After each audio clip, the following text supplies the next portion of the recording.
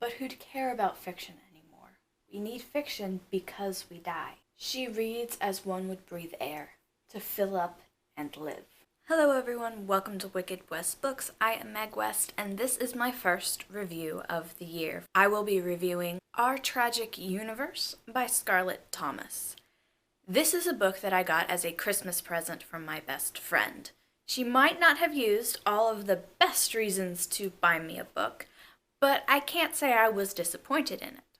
Her reasons for buying me the book: pages are black, which admittedly is very cool. The second reason she bought the book is the best reason for buying the book. It was blurbed by one of my favorite authors, Philip Pullman. Can't go wrong with Philip Pullman. And the third and final reason she bought me this book is because the main character has the same name as me. This book is about a Meg. So I have to admit that my feelings about this book are a little bit mixed, but overall they are very, very good. I ended up giving this book 4 stars. The issues that I had with this book is that it kind of starts in the middle of the story, and it tells the beginning through flashbacks. To start out with, you can't tell what exactly the flashbacks, what part they play in the main storyline. By the middle, I was absolutely hooked. The middle of the book, which is, it is over halfway through the story, but not, because we're still missing some of the beginning. So it was a little confusing with the flashbacks to kind of follow through with the whole storyline. Instead of actually starting at A, going to point B, and then going to point C, we start at point B, flashback to everything between A and B, and end up at C.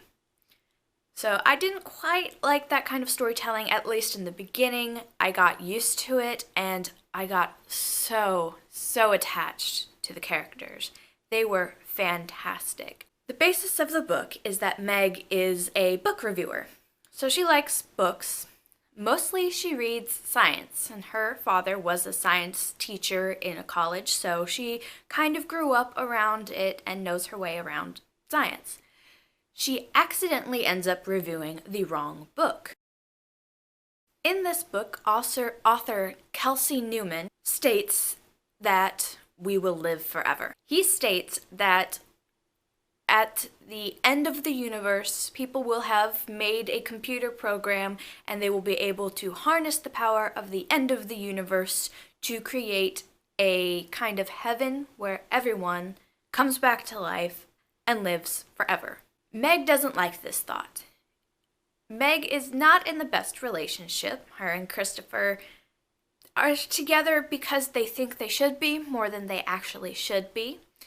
She contemplates having an affair with a man who is already married, and her best friend is actively having an affair. In fact, 16 pages in, Libby pushes her car into the river so that she can hide her affair.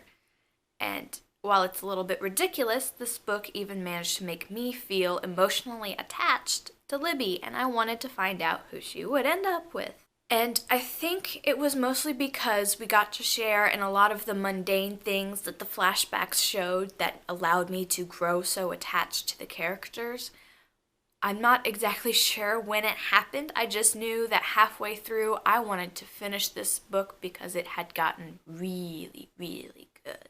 And then the end was kind of disappointing. Some books, they end abruptly, and I don't like when they do that. This one kind of did. Throughout the whole story, she is flashing back around the time when she had an argument with one of her friends whose name is Vi, and then we find out what the explosion argument was about, and it wasn't something that should have been this big, I don't think. Then they just get thrown together, and they just automatically forgive each other. They apologize through reviewing different books in the newspaper and reading each other's reviews, and that wasn't quite so believable. But what the real issue is that in this story, one of her friends is chasing after the Beast of Dartmoor, and he ends up finding it, and then it turns out that it was all brought on by hallucinations from eating mushrooms that he shouldn't have eaten. And it was It's like Scarlett Thomas tried to do something really, really big, but her explanation for it just didn't make me happy. So if that rant wasn't confusing enough for you, I did actually really enjoy this book. I did not expect to enjoy this book, especially after the beginning that it had, but I really actually did and would recommend it if you are able to keep an open mind and kind of read through the first 100 pages or so to get into the book. But that's all I really have for you guys today. I hope this rant helps you know something a little bit about Our Tragic Universe by Scarlett Thomas. Have a wicked day. She talked about knitting, food, and reading. I talked about popular science, food, and writing. For Christmas that year, I gave her homemade jam. She knitted me the fabric of the universe. A black cashmere square with cross-stitched silver stars. I used it once to demonstrate gravity to Christopher, and he said, "That's just stupid." It kind of made me giggle when I read it the first time.